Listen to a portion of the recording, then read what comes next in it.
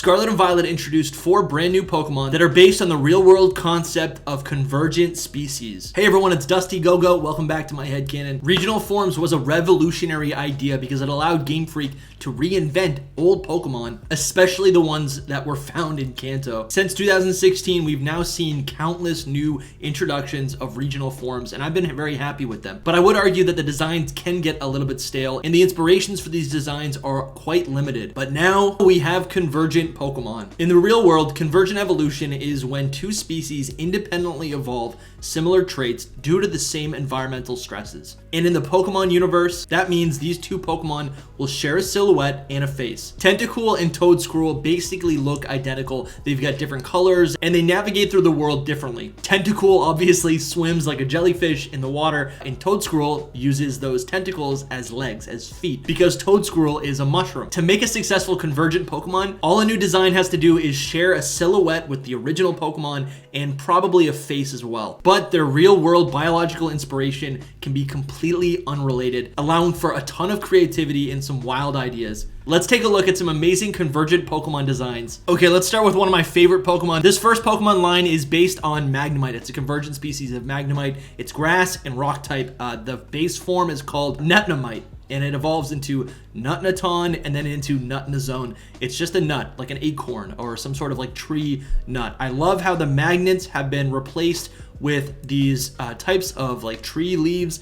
And I also like how each of these Pokemon, each evolutionary line, gets its own color palette. Something like I really do love the Magnemite line, but I do think that it gets a little repetitive, which can be part of the charm. All the different colors that are used, I don't know why, I just love them so much. I wonder if the colors were chosen based on like real world nuts, or if they had some sort of inspiration. You can even see like it's got little feet, and those feet are like the little nodes that will eventually turn into roots. I think that is so creative.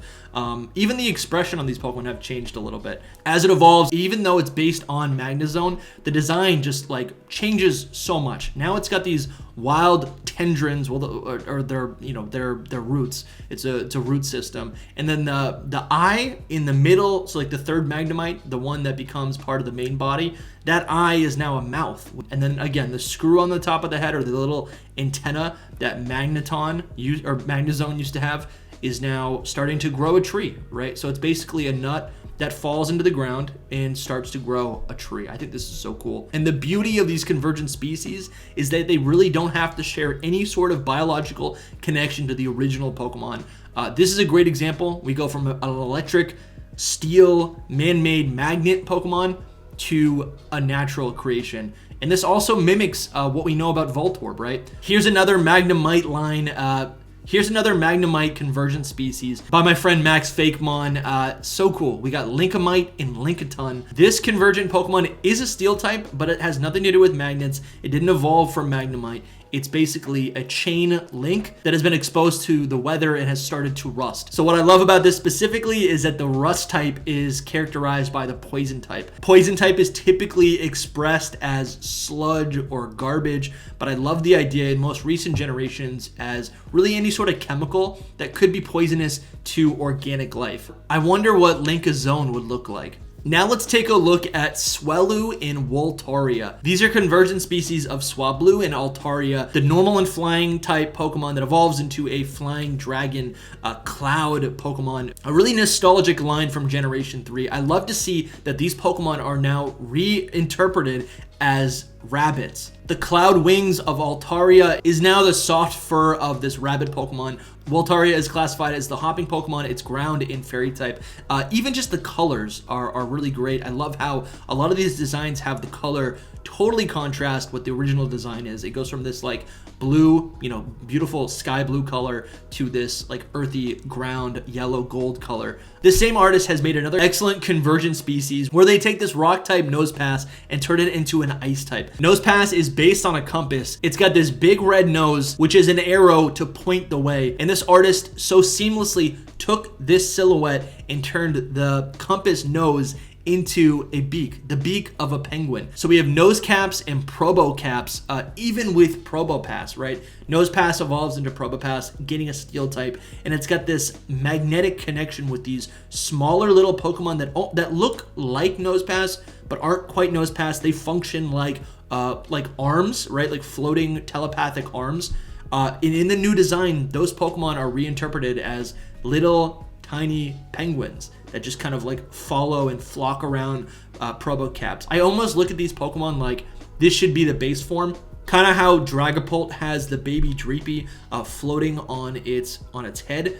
I feel like these little tiny Pokemon should evolve into Nosecaps and then Probocaps. So far, we only have 2 convergent species to base a lot of this speculation off of, right? But like how regional forms eventually got regional evolutions, I could see Pokemon, like new evolutions or baby forms, evolving into these convergent species. These next 4 designs are out of this world. Make sure you're subscribed if you're not already. We've got Nebula and Zenotic. These 2 convergent species are based on Morlul and Zenotic. Typically a fairy type mushroom, these Pokemon have been reinvigorated, reinterpreted, or the concept as this little, like this ray gun of an alien species, and then another alien like a walking green man with this giant UFO on its head. Nebula and Zenotic, the names even sound so good, are going to be psychic and electric type. We can even see down here there's a little animation of these Pokemon scooping up Miltank.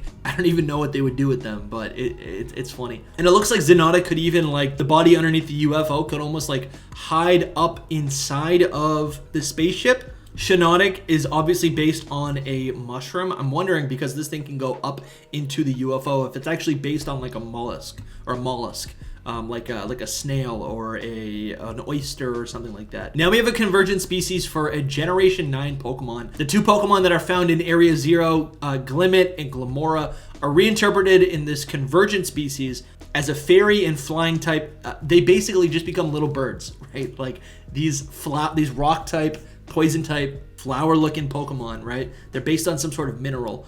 When they open up in battle, they're kind of beautiful. But here they're interpreted as little, like weird alien birds, which is cute. I think this is like, it's nice. Like, and even the black and turquoise color is also really cool. I mean, these are creepy birds, but creepy Pokemon definitely. I would not want one of these Pokemon to surprise me when I'm trying to enjoy a picnic in Paldea.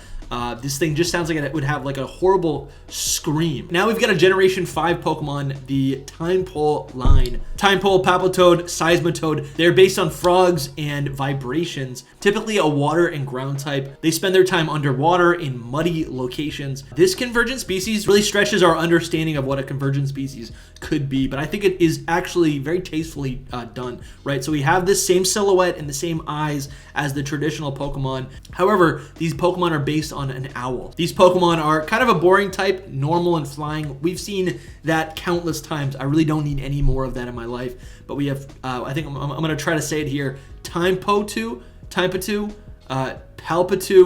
and Seismitoad. Maybe it's like who, right? Like an owl who's. Hoo. This design really like exemplifies the magic of like what a convergent species could do, right? Rather than just making a fox a different fox, we literally have a frog and an owl evolving to share characteristics. I think that's really special, and I'm looking forward to seeing how Game Freak will actually implement these designs in future games, in future generations. I think it's a really great concept. I've got one more convergent species to show all of you. This convergent species line is based on Slowpoke, and I'm really loving the creativity here. So we basically have so traditional Slowpoke is based on some sort of water-dwelling mammal. I look at it as like a hippo. It's definitely just an original monster, but it looks kind of like a hippo. Anyways, in this context, Slowpoke and this Pokemon, Slowpose, which is based on an opossum, share evolutionary pressures to evolve very similarly. These 2 Pokemon are very slow and dull, and they also both have this delicious tail. A Slowpoke's tail is a delicious treat for a Shelder or any members of Team Rocket, and this convergent species Slowpose is a delicious treat for a Trubbish. This Pokemon is normal ghost type, and when a Trubbish bites onto Slowpose's tail, Slowpose evolves into Slowtoe. And basically, Trubbish now takes a new form to resemble a trash can. So you have this classic image of a raccoon or a rodent digging through the trash. I think this is so cool. This Pokemon, again, bends kind of our understanding of convergent species. It's not a 1-for-1 match in terms of the silhouette, but I think in the spirit of Convergent species, this Pokemon hits the nail on the head. I would love to see something like this. It's kind of funny, it's kind of goofy, but it really is a smart concept. And we also have Slow Swing, which is the Slowking variant. Basically, Trubbish bites onto the head of the Pokemon. This Pokemon now stands upright. I don't know if they make it smart, but it's got a different demeanor. It's wearing a funny hat. It's got a little collar, and it's even got this, like, its fur is grown out into a cape. Thank you guys so much for watching. If you want to see more of this content, hit the subscribe button. Click right here to watch another video. Thank you so much for watching. Good luck hunting.